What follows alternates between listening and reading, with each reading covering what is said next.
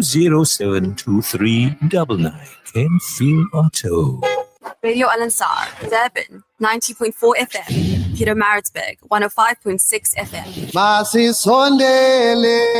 Every student can learn, just not on the same day or the same way. Education is not the filling of a pail, but the lighting of a fire. Education's purpose is to replace an empty mind with an opened one. Join Sumaya Khan every Tuesdays between 7 and 8 p.m. for an educational evening exclusive to Radio Al Ansar. Your education is a dress rehearsal for a life that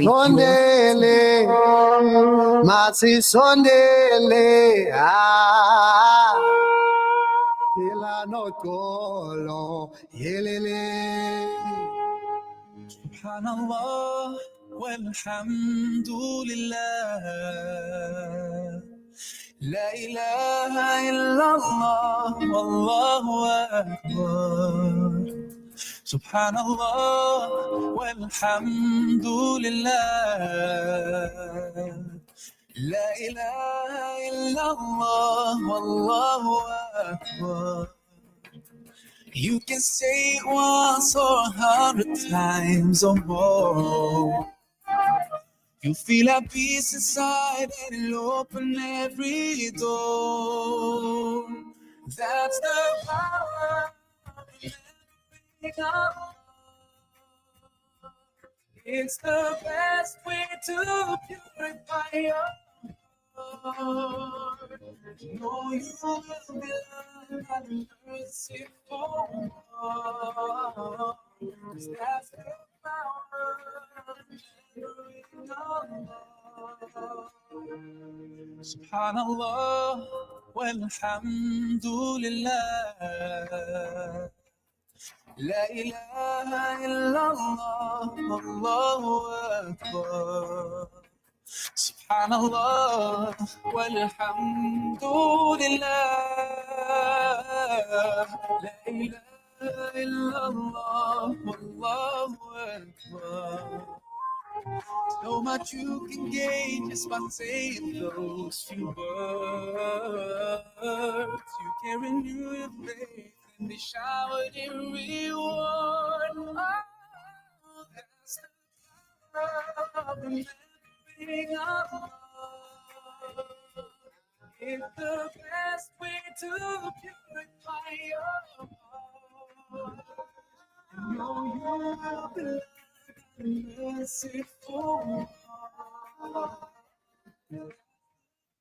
Assalamu alaikum. Yes, welcome to School Matters. Yes, make your holidays count. Lots of us educators are just chilling, recharging during this holiday. And, to get up in the mornings, it's quite cold. So we're just making the best of it. And holidays aren't just for relaxing. They're a chance to reset, recharge, and refocus. While others might waste time, use yours wisely, especially for the learners who just have written exams. Pass the time with purpose. Read something new. Revise a little each day. Explore a passion or a project.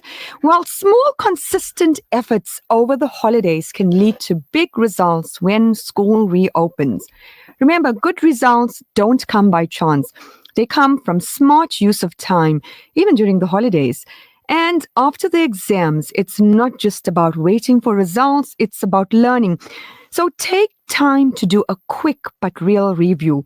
Who are you bringing back after the school holidays? The holidays give us a pause, a break from routine. But when school or work starts again, don't just return with your bags, return with reflection. What did I learn about myself during the break? Did I grow, heal, rest, or fall into bad habits? Who am I becoming? These are the questions we should ask ourselves as a learner. We don't just walk back into the classroom or offices. We walk back, as someone. So take a moment. Who are you bringing back after the holidays? The same old self or a better version of yourself? Because growth isn't only for the school term, it's for life.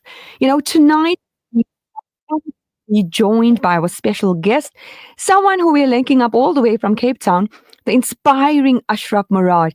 He's a former educator, counselor, and well known now for being a motivational speaker, a life coach, and an author of powerful chronicles on life, relationship, and success. His words have moved many, offering clarity in confusion and strength in struggle.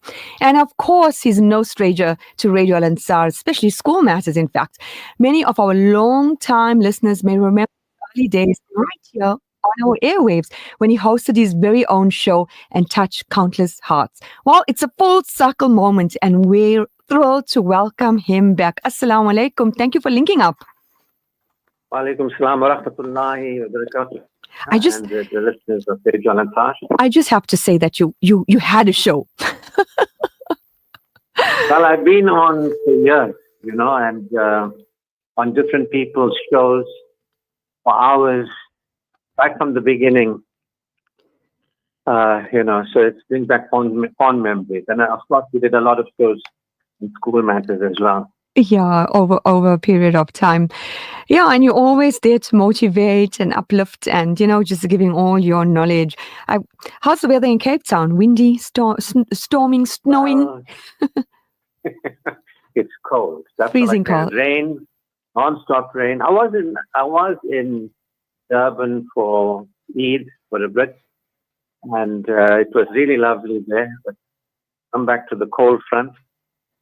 I'm looking forward to the warm back. They say there's a cold front, so I'm looking forward to the warm back. Okay. Wow. Yeah. Right now, I think Durban, Johannesburg, Cape Town, everyone's trying to say how cold it is. But, we Durbanites overreact sometimes, Yeah, or most you of the do. time. You guys, Well, we just don't overdo it. want to take out our leather jackets and our I fur really do. coats and, just feel all snuggled up. Don't know nothing about the cold. Nothing. Don't know nothing about the cold. Exactly. Well, the topic this evening is so apt because if you look at it, a lot of learners, it's just finally gotten over papers and now you just want to chill. You don't want to think about studies. But it's so important. What do you do? Do you review yourself when you return back to school? Are you the same person? Are you going to make changes if you never perform too well? How do we, go back into the third term, especially the matriculants? There's not enough time. I mean, if you visit any families or friends, their child is busy studying because trial exams is not very far away. And you don't even count December, November, or October when you think about it, because they're busy writing exams. So this evening you are going to inspire us and give us some advice. I really enjoyed listening to your introduction. Sumaya. I really enjoyed it. Jazakallah. I mean, you touched on some very important points. And it's an opportunity, basically. I think the break, holidays, it's an opportunity for learners. And I think there's a whole range of learners at different ages. And certain activities might be more appropriate for different learners at different ages. But like you said, the matriculant, maybe it's time to brush up and use the holidays to buck up and get into the right mindset and work ethic and move full steam ahead for the matriculant. And maybe for the younger learners, it's time to be with the family and enjoy family time, because it's so sad. So many young learners today are burdened with homework in a way that we've never known. And when you look at young learners today, they're like at university, the size of bags that they carry and all that. So I think there's a full range of experience, from the younger learners to the older learners. But I think, you hit the nail on the head by saying it's an opportunity. And ultimately, as long as they use it self-beneficially, that's good. Because when you sent me the message to do the program, you were concerned that a lot of learners may be playing a destructive role in their lives. They might, in the holidays, not necessarily move forward and benefit themselves in that time. And they might not even just be neutral. Some of them might get up to nonsense, get themselves harmed and hurt. Sometimes bad company can set you down. That's my thoughts. So what do you think, Sumaya? Exactly. And the trend is like, yeah, it's cool. We don't care. We'll take a gap year. We'll see to it when time comes. That's the attitude from majority of learners. Yeah, I think there's a difference between schooling and an education. And there's so much of time goes on schooling and the exams, where, students get examined in terms of the subjects that they have taken. But I was suggesting to you to do a program that is passing, not just in your exam, but passing time in the holidays, getting a good result. Looking for a really definable result. How did you use your holidays? What result did you achieve? Passing time in the holidays. So usually in school, it's the result whether you pass and fail. One of the two. But in life, generally, for young people, for young adults, and for even grown-up adults, how are you using your time that matters? So this is the benefit not just for our younger brothers and sisters, but our older brothers and sisters. So time is coming and time is going. Someone, getting closer to the grave. And the big picture is always something to be given attention to. Iman, Amal, and a life tayyibun. It's faith in the heart. Live as an honorable human being. Live a natural life. Give and receive with the right people. Make a contribution, but don't forget your afterlife. Oftentimes we think about ourselves and where we live, the cars we drive, our children, where they live, and the cars they're going to drive, maybe, But what about our abode in the afterlife? The Quran says the hereafter is the final abode. The more we're interested in us, only in this world, and our children only in this world, sending them to school, which really is about developing competencies, but it's not really about living competently. So we got to think about living competently. There's a lot of people that go to school, do well at school. They go on to do well at university. They have careers, professions. They might even do well there. They have developed competency, but they don't live competently. You know what I'm saying? So usage of time is so important. And the break for the learners at school is where they start learning to use time. This is what I'm thinking. I don't know what you think. No, that's so apt because we tend to forget that there is an afterlife. We tend to live the way we want in our character. And, we don't realize that we have to answer one day to everything that we did and still doing. Yes. Islam is about living self-beneficially so that you can benefit yourself, you can benefit your family, you can benefit your community, to be an asset in your own life, to be an asset in your family's life, to be an asset in your community. This is what Islam is all about. And so I don't want to make it sound like we mustn't take time to play and have fun during the holidays. we got to do that. The recreation is recreation.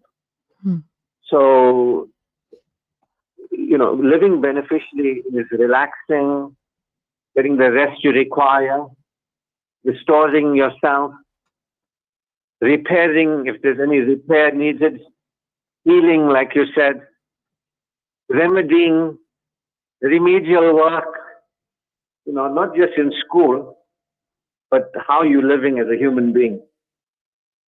Yeah, So that's what I want to emphasize. Education beyond schooling. That a lot of people have done well at school, university, even started businesses. They have developed a lot of competencies. They're very successful. But as people, they can't say much in terms of the way they have, in terms of iman, conduct, how they give and receive with their family members, how they contribute to society. But let's not forget we are Muslims first. And that ours is a place in society beyond our own professions and successes, businesses, our own families, to make sure they are comfortable.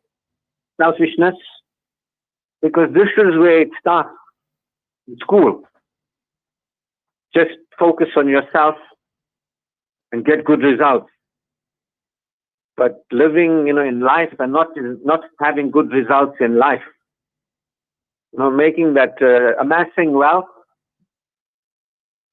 The more and more we have, the less we have to give today. So many expensive things to buy. Before it was just get a lounge suite. As long as you had one, it was okay. Now you have to buy the best one. You got no time to give charity, no money to give charity and your family and all that, because you're going for number one. You know what I mean? So is that success? I don't think so. Maybe others might disagree, but that's not Islamic success. And so what are we teaching the young students at school? We school them, but we educate them too. And so during the breaks, if they can learn to educate themselves, do some courses, learn to challenge themselves. I'm talking more about, 13, 14, 15, 16-year-olds. Address their self-esteem. Look at the conduct, who they associate with is very important. I spend my life supporting adults make real progress in life. And it amounts to living self-beneficially. Not just developing competency, but living competently. I don't think young people have this kind of support. What it means to live competently. Overcome your insecurities. Get closer to Allah. And I'm not just meaning appear religious. When I come to Durban, it's, everybody looks very holy moly there, I must tell you. But I don't know what's in the heart state. The Quran says there are those who say they believe in Allah and the last. Let me say properly. The Quran says there are those who say they believe in Allah and the last day, but they don't believe in Allah and the last. In their hearts is a disease. They think they're lying to Allah, only lying to themselves. That disease is expanded. They are stray.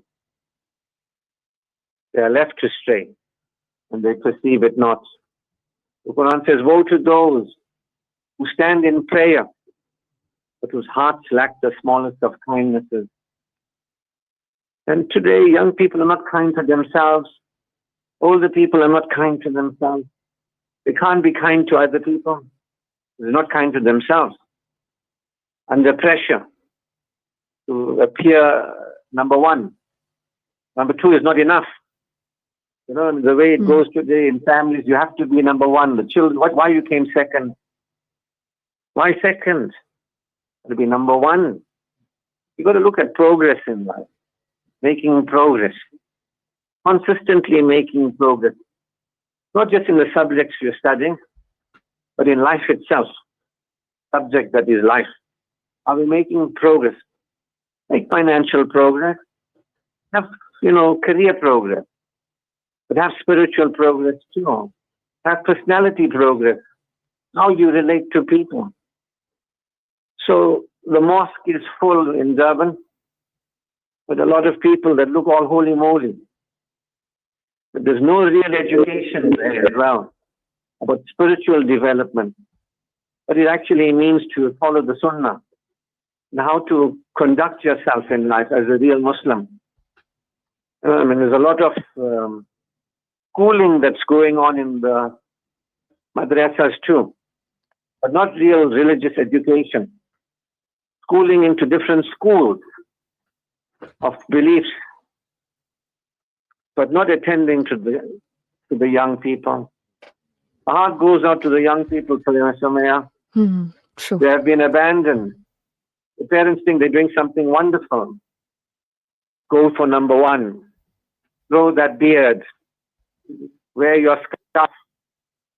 That's all outside stuff. Not to say it's not important, but there are more important things in life. That's my thought. What do you think, Sumaya? You touched on vital points. When you think about it, everything is connected. Your character, your religion, your spirituality, empathy, all of it, makes up the human being, and everything's related to each other. So we cannot put each one in a box.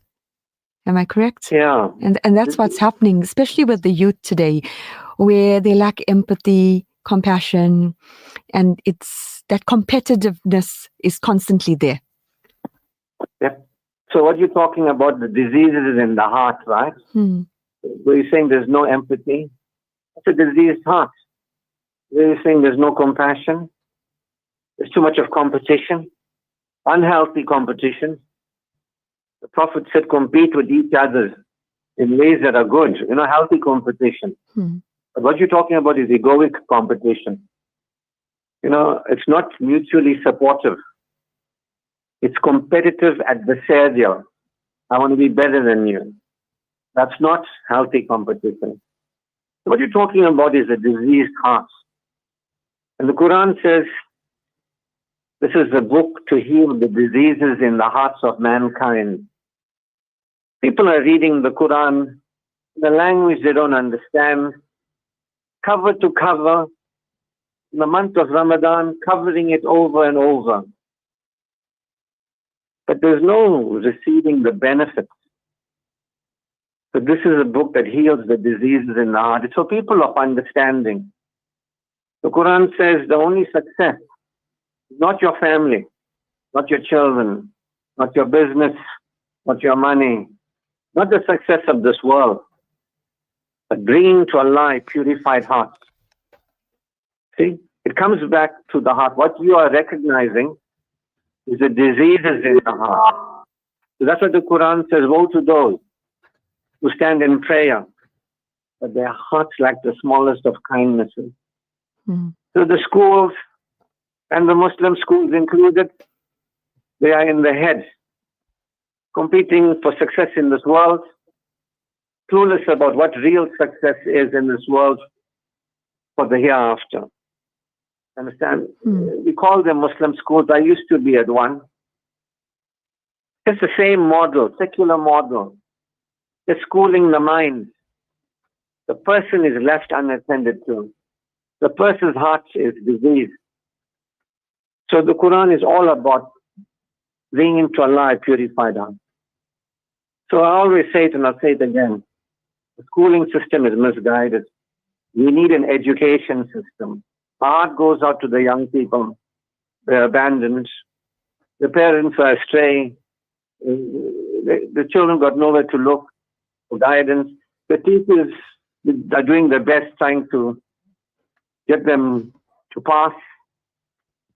The teachers' hearts too, I'm not sure who's attending to their hearts and where they got their hearts. No offense, I'm going to educate them myself. So it's up to the young people who can listen and who can hear. That if there are young people out there and they can hear, They know the state of their heart. They know the insecurity. They know the pressure of being a young person in society. You got to do courses, on the internet, personal development courses. It's supposed to be, Islam is a personal development focused religion compared to other religions. Other religions are just doctrines and dogma and rituals. Sadly, the same situation is in our community now. Yeah, that's so true. These are my thoughts. And especially during the holidays, we need to teach, guide our children, regardless whether they are in primary school, whether they're in senior primary, whether they're in high school or at tertiary, how to work around that. What is right, what is wrong. And we as parents, caregivers, we are so busy working at that time with our issues, chasing this and want to achieve that we forget that there's this child of ours we need to connect with them. Exactly, and we don't spend time with them. So you're hitting the nail on the head. It's a very serious matter we're dealing with. That the parents get irritated with the children for being home. Put them in front of the TV, give them another cell phone, get them to get distracted with technology. Parents are very happy. But that's an opportunity that's missed to connect. I've seen it up close and personal, where the parents give the children expensive things, expensive holidays. Those children are indulged. The same parents don't know how to even care for those children. Those children are neglected. They might say, what do you mean I'm neglected? These are children of professionals we're talking about. We're talking about children of people that we go to in society, doctors, lawyers, we go to them. Well, they're children we're talking about, neglected. But they feel okay because we put them in the private school. We're giving them the best technology, taking them for overseas holidays. The children are indulged, but they are abandoned. Those children are sick, they're ailing. Go and see how many of those young children are in psychiatric offices and counseling rooms. Good business for the psychiatrists and psychologists, right? But that's not going to help. Those children are disconnected. They can't connect on the social media. That's all a farce. They're ailing. So this is a situation. I don't mean to be a critic or criticize. I'm just thinking that I am sharing my thoughts. These are not the thoughts of Radio Al Ansar. These are the thoughts of myself, Ashraf Morad. 30 years in the field of counseling parents, counseling learners, counseling adults, working at a Muslim private school, being on radio, Muslim television. I've spoken at over 140 Friday lectures around the mosque. I've seen it. The future doesn't look good. No, it doesn't. Brother Ashraf, we'll be taking a short ad break and we'll get back. All right. The chaos and destruction in the Gaza Strip is beyond comprehension. Virtually everyone is displaced, hungry, and in urgent need of life-saving humanitarian support. The Al-Imdad Foundation has been working tirelessly to address the health, nutrition, and water needs of the population. Our hospital, water deliveries, and hot meal programs are made possible with your support. Your donation, big or small, is a lifeline for those in dire need. Help Gaza survive. Donate online at alimdad.com or call 0861 786 243 for more information. Experience Giyarwi Sharif in Baghdad and a full Iraq Ziyarat tour with Show Mirage Travel, 28 September to October 9th, 2025. Visit Baghdad, Kazimain, Karbala, Najaf, Kufa, and more with a Cairo stopover. Return flights, visa, insurance, hotels, and transfers included. Personally escorted by Ridwan Ismail from 41,786 per person. Call 031 208 4222 or email ridwan@miragetravel.co.za. Show Mirage Travel. We take you there. This winter, donate to the Out in the Cold appeal and help vulnerable and poor South Africans survive the harsh winter. Your donations can help provide hot meals, blankets, and winter packs to struggling families, ensuring they have the means to keep themselves warm. Donate today at muslimhands.org.za or call us on 021 633 6413 for more information. Muslim Hands, united for the needy. School's out. Let's get this holiday started. Calling all kids and kids at heart. Al-Ansar Delhi is excited to announce a fun-filled holiday meal just for you. Enjoy delicious treats special this holiday. Hot dogs, 25 Rand. Burgers, just 25 Rand. Don't miss out on the fun. Visit us during your school holidays and indulge in these tasty treats. Perfect for a quick bite or a special treat. Contact the Al-Ansar Delhi on 031 208 1601. We are friends, we are sisters, we are mothers, we are warriors in heels. We wipe tears, wear smiles, and still wear the crown. This Women's Day, own your crown with the Al Ansar Foundation, a celebration of bold hearts and beautiful souls. The 9th of August, 189 West Road. Tickets 250 Rand at the Al Ansar shop. Own your crown, because queens don't wait. Call Outreach now for more information on 031 208 1601. Audio stream across the world on radioalansar.co.za. Assalamu alaikum. Yes, welcome back to School Matters. Our guest who we are linking up all the way from Cape Town is Brother Ashraf Morad, a life coach, a motivational speaker, someone who has and still doing changing lives by making difference. And what I like about Brother Ashraf Morad, he keeps it real, he keeps it simple, and you touch on things which some dare to do. So we're talking about your child. What are they doing this holiday? What are you doing this holiday if you are listening right now? What is the new version of yourself going to be when you go back to school? What changes have you made? Brother Ashraf Morad, you may continue. Yes, you were concerned, Sumaya, that during the holidays, some learners can play a destructive role in their lives. Who are these learners that are at risk? The learners in whose homes there's no sense of connection and belonging. It's not the young people that are behaving badly. That bad behavior is a symptom of a problem. So when young people during the holidays are disconnected from their family, then they look for approval. They look to fit in. They look to belong. And sometimes they look to be loved. Especially younger people today, they don't get the love from their parents. They look for it in the opposite gender. Younger girls will get excited with boys. Boys will get excited with girls. During the holidays, they get up to nonsense. You understand? They think that this is something real. It's just an emptiness. And sometimes they might even get married. That emptiness just continues. If two young people are empty, because their homes are empty, they're looking for something in each other, they're not going to find it, because they're coming in empty.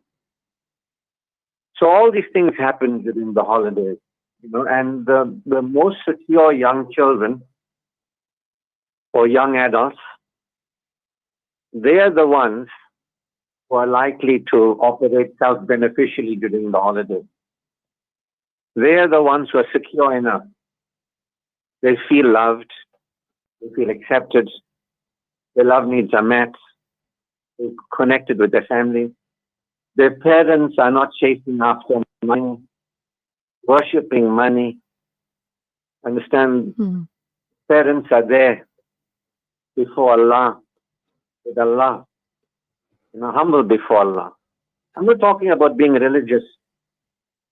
playing the part of a holy moly person. I'm talking about a person whose heart is being healed as they engage Islam. There's a change in them, a change in how they feel. So a lot of young people, their parents are just empty, chasing. And the parents think that let's get the children in the same way. You know, a lot of people don't realize, people don't realize the price they're paying for worshipping Satan. Satan is telling them, you know who Satan is? The Quran, it begins with A'udhu Billahi Minash Shaitanir Rajim. Last 2 chapters is about A'udhu. Satan is the one who prompts, who whispers and withdraws. Satan is the one that the Quran cautions us about, that all of us are subject to Satan. So that whisperer, he tells these people, chase after money, chase after fame. You're better than everybody else. So they'll make their children the same. They'll tell their children, you do well, you earn money, you'll be fine. That's a lie. The satanic lie. The society is tumbling. I understand people are spiritually dead. So the people that are going to behave badly during the holiday are the people who are emotionally insecure and in whose homes the parents are insecure. The parents might blame these children, but the family is ill. My approach to all of this is teaching young adults and also older adults before they get married how to really grow up and be a self-benefiting adult. That if you are a smart person, you use your head, you can understand what I'm saying, you can become holistically developed. That's what you were saying earlier. Yeah. So I have created that Touch Soulful Love organization as my attempt to address this issue. It's mainly for women, that before you get married, how to come right with Allah, how to have a relationship with Allah, how to have a relationship with yourself, how to be the best wife you can be, and how you can have the best husband you can have. What does that mean to actually have the best, a real marital union, a real coupling? So this is how I'm spending my time. A large part of it, apart from the counseling and all, and the workshops and all that, the group coaching and all. The free platform. You can access it on YouTube, Spotify. There's about 22 programs, 90-minute programs for smart women. That before you marry, what you never got from your parents, give it to yourself. That you can be full. And from that fullness, choose a man that's full. Because once you are healthy and happy, then you can have a healthy, happy man. When 2 healthy, happy people come together, they can have healthy, happy families. If there's healthy, happy families, there can be healthy, happy communities, a society as well. So this is my point of addressing this malady, starting with our sisters, because they have taken the brunt of it. Women have been having a hard time in society. You know, I've been for 30 years listening to women and their problems, how they get into marriages and suffer it out. Dissatisfaction is the norm. You know, a marriage is a failed marriage if there's no togetherness. Doesn't mean you stay together. It's not a failed marriage. If there's no togetherness in a family, if the learners, the young children are not feeling together with their parents, it's a failed family. So some people think, no, my marriage has not failed because I'm not divorced.